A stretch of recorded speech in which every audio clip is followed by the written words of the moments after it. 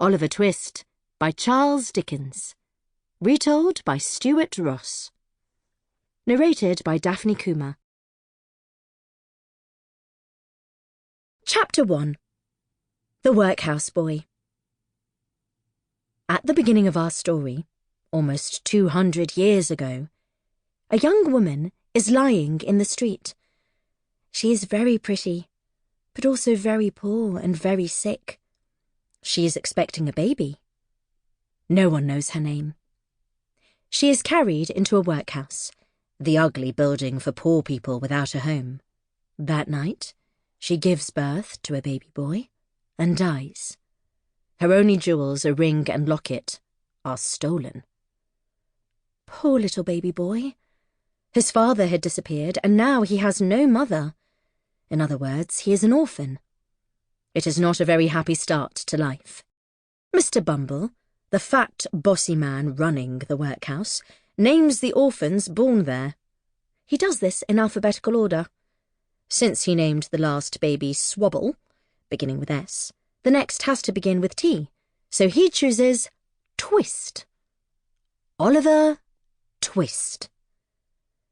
For the first 9 miserable years of his life, Oliver is cared for by a matron.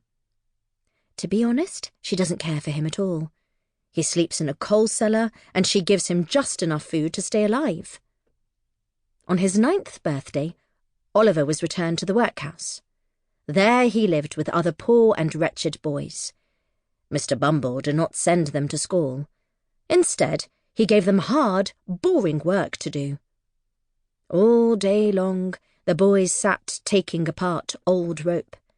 Their fingers were red and raw. If they made mistakes or didn't work hard enough, Mr. Bumble beat them.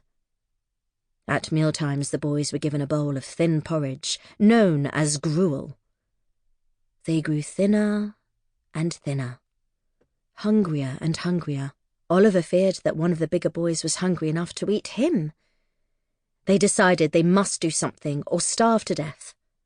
One of them would tell the cook what they all wanted. They drew lots, and the boy chosen to do this was Oliver. That evening, when every bowl of gruel had been scraped empty, Oliver got up nervously to his feet. All eyes were on him.